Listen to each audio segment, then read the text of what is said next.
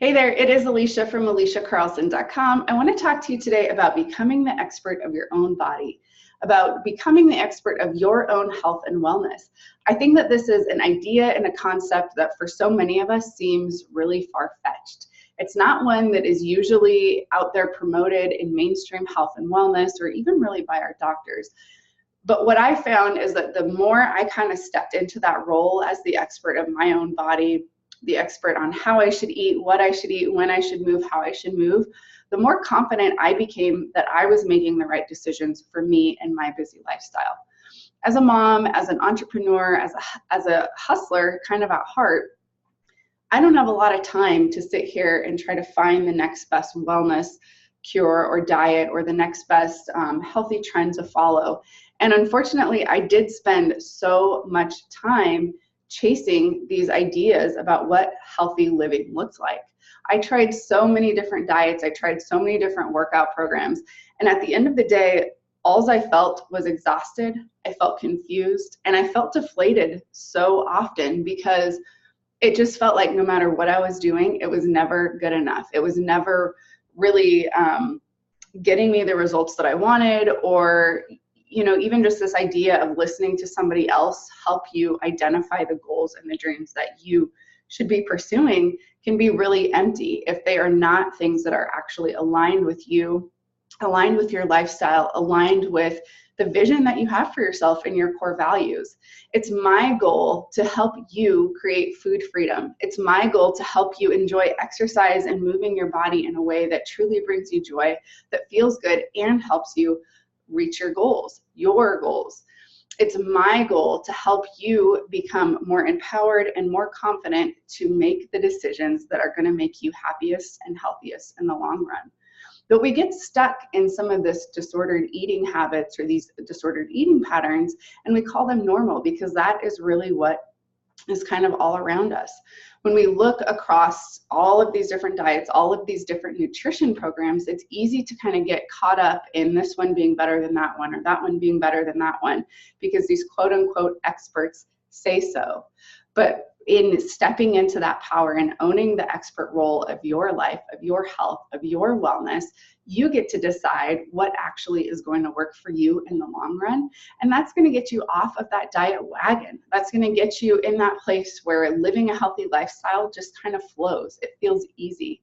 We've somehow gotten tricked into thinking that being healthy has to be hard, that being healthy is really only for a few certain unicorns that can manage to be disciplined, self-controlled, almost in a robotic sense. And then on the other hand, there's people that are kind of rising up and really wanting to reject all of those ideas of self-control and discipline. And I know that for you and for me, our true happiest place, our true healthiest place lies somewhere in the middle, and it's our job to kind of figure out what that is.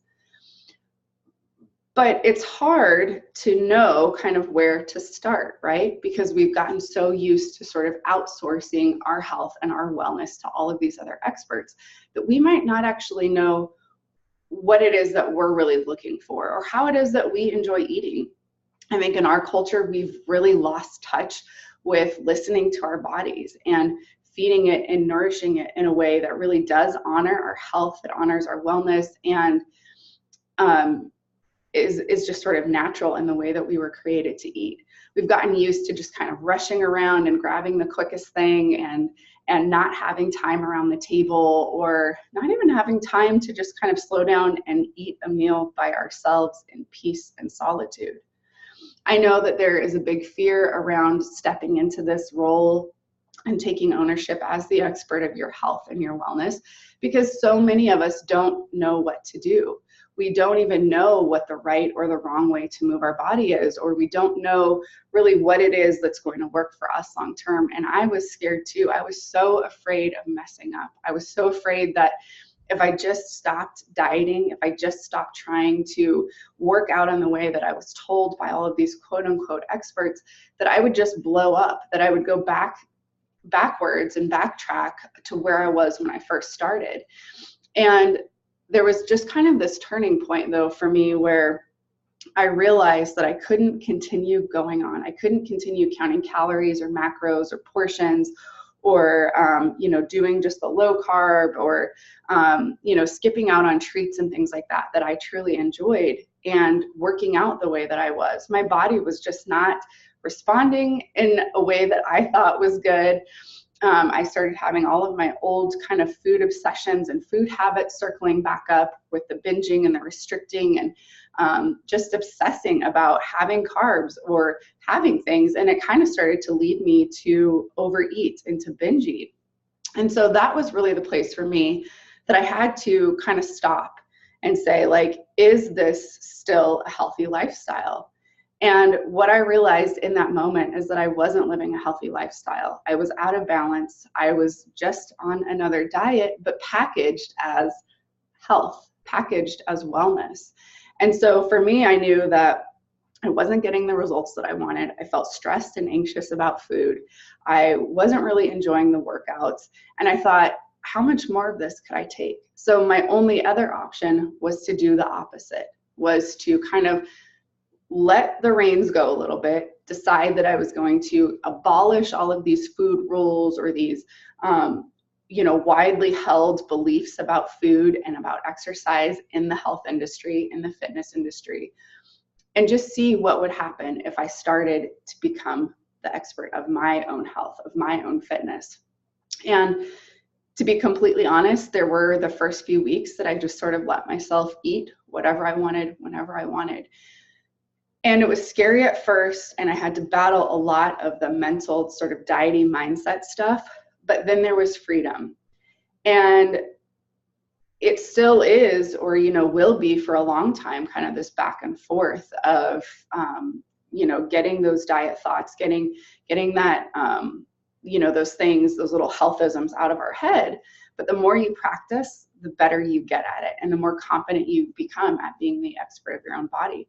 And for a few weeks, while I was just kind of allowing myself to eat whatever I wanted, I did notice that my body started to look different, started to feel different, and not necessarily better different. And so it was from that place that I could start to cue into what foods I actually enjoyed eating, both healthy, quote unquote healthy, and maybe, some of the unhealthy things.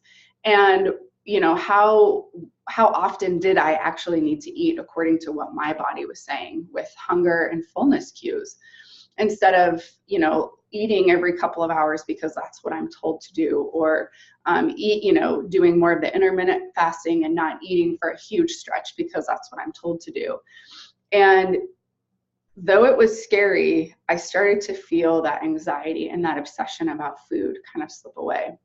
I started to feel more confident. I started to feel more in control. And probably the biggest thing that I noticed was that I had more energy and more mental space to be present with my family, with my friends, and in my work, giving to my clients more than I could when I was busy obsessing over my body, over exercise, and over nutrition.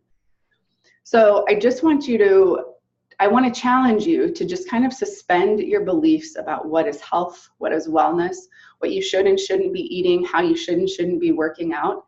And I want you to just kind of lean in and figure out for yourself what you might do with that time and that energy if you weren't obsessing over food, if you weren't obsessing over your body and over exercise. What might it look like for you to create your own custom health and wellness protocol? Now, of course, you can take things that you've learned, you can take things that have worked for you in the past with other things that you've tried, but this is also an opportunity for you to really discover what is actually going to work for you in the long term, because I truly believe that it's connecting with your values, it's connecting with your lifestyle, and it's coming up with solutions that will work for you in the long term that is going to give you the long-lasting, sustainable results you want. So I would love to hear from you. Go ahead and leave a comment below with one thing that you took away from this video. How are you challenged to think about your health and your wellness a little bit different? I also have a freebie below. I'm going to link to that. And for a lot of us, we don't think that we're still dieting, or we don't think that we're having this disordered relationship with food, because unfortunately it's been so normalized in our culture. But I have a freebie just for you. I want you to grab that as well and see if you can kind of dive into some of the mindsets that might still be holding you back around food. And of course, I give you some tools to use to start implementing so that you can overcome those. Please share this. I can't wait to hear from you. Talk to you soon.